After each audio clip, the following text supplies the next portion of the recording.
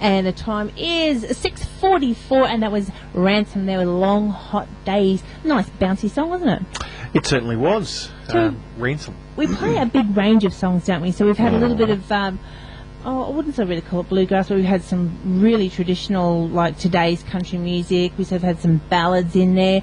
And now we're going to be talking to a traditional gal, I reckon we could call her. What do you reckon?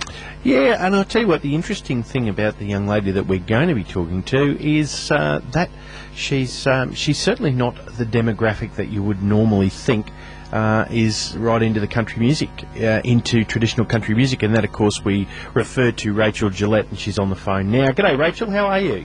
Good, thanks. How are you both going? Good, thanks. I think that's probably fair to say that someone of your demographic's not normally into traditional country music. That's true. I must admit that I was very different to my peers, and at school I was always listening to the older style of music, and everyone else was listening to the modern type, and I grew up with the traditional style of country music, and it was something that I always loved and I enjoy, and I just stay true to what I actually like, and yeah, definitely want to represent that style of music. And it's so nice to see that. We were not that long ago, we were talking to a young lady, Celeste Butler. Do you know Celeste? I do, yes, I have met Celeste. Yeah. She's very nice, isn't she? And she's very traditional herself, and it sort of said to me, a lot of people today, a lot of the younger kids, we're watching them come up through the ranks, are turning more to the traditional country, which is great to see, because I think we've lost a lot of that with today's so-called modern country. Exactly, I feel the same way, and I think it is sort of a forgotten era of music, and it's not represented enough, I don't think, and I'm definitely proud to fly the flag for that type of music. So you say you were listening to that when you're growing up. What sort of run us through some names that people can associate with that that helped influence and shape you? Okay, well, I grew up listening to Marty Robbins and also Slim Dusty, of course. And I pretty much, just sort of enjoyed those artists, and then later came to know Jim Reeves and also Patsy Cline. And I would have to say that Patsy Cline is my favourite female voice, and Jim Reeves would have to be, as well as Elvis, my favourite male voices. So that was sort of the artists that I grew up listening to, and yeah, I just really love that style of music. Yeah, so, are you writing music in that style of type of music, Rachel? I must say that I haven't written a lot of original material, but I have on my first album, Traditional Country Girl. I had an original on there called YOY, and it's probably not so much like the artist that I just mentioned. Although there was another song on there that was more of a bush ballad that I co-wrote with my father Evan, and I guess writing is something that comes to you, and you sort of like can't really push something, and I think it's like an artistic flow. You just sort of have to let it happen. So I haven't written a lot of material lately. I've just been very busy doing the recording and promoting my albums. So do you find it hard writing songs? Well, when I normally write a song, it just comes to me. I might actually one I wrote in the shower, which was funny, and people say, "How do you write that in the shower?" But it was just like a melody came to me and some words, and then obviously when I got out, I came and wrote them down, and then just sort of went from there. But I sort of find that it comes in waves for me. Like, it's either there, I don't try to push it and sit down and try to just write a song deliberately. I just wait till something sort of hits me, and then it sort of falls into place rather quickly and easily, but haven't sort of been into the writing mode for a while now. And I think you can tell the songs where people do push them a little bit. It's sort of like the last word rhymes with the last word, the next line, then the next line. It just becomes a bit monotonous, and it doesn't really that doesn't really tell the story. So when something's being written from the heart or an experience of something, we're not hearing that rhyme after rhyme after rhyme. We're actually hearing a story, and I think that's what traditional music does. It tells more of the stories.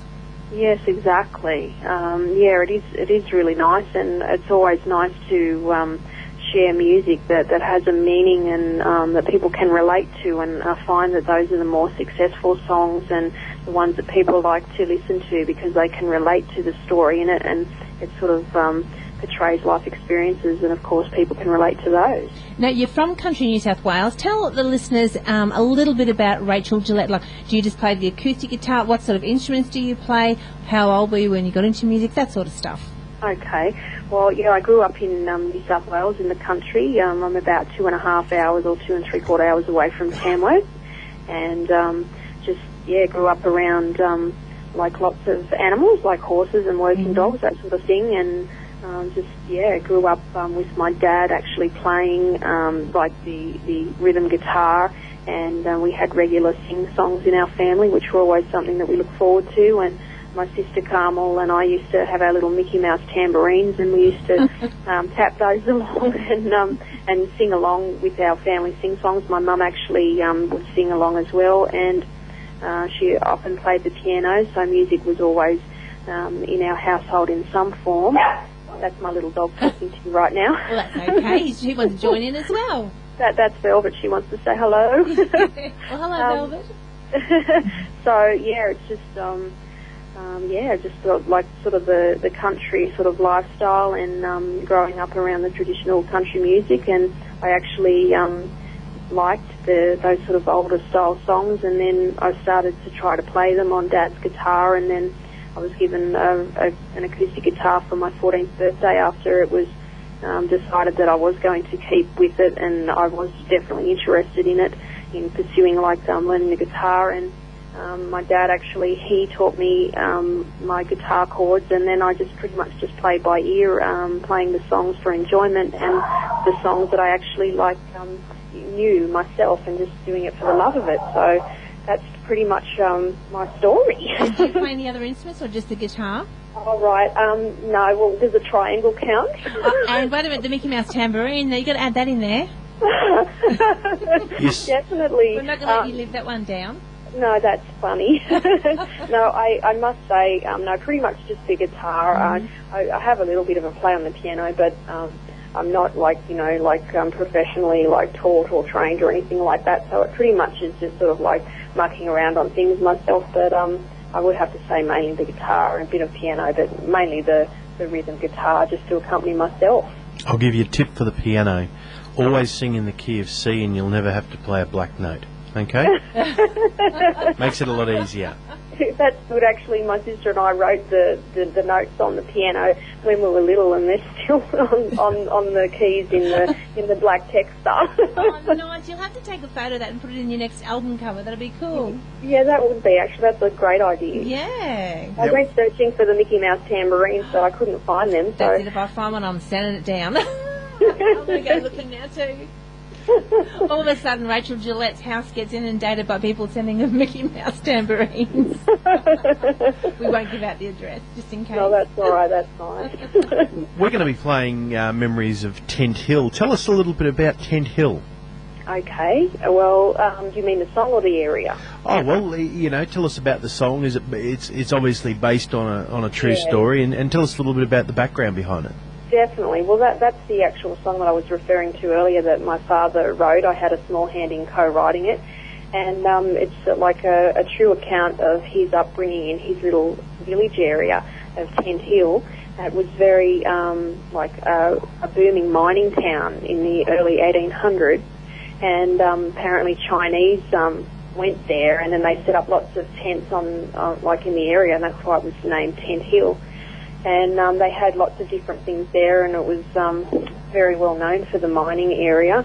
And yeah, it's just sort of like the song, Dad decided to write one of his experiences growing up there, and he's actually one of 13 children, so very big family, and it sort of like tells the story of his experiences like rabbit trapping and things like that, and the people that he grew up with and the identities in the area, and of course a thing that an occasion that a lot of people can relate to in small village areas, like the annual Christmas trees mentioned in that, where the kids gather and they get their presents from Santa, and just the lovely family time that they have together, and that sort of thing. So it's a very special song for us, and I think it's got a good story to it, and I'm sure that a lot of people can relate to it.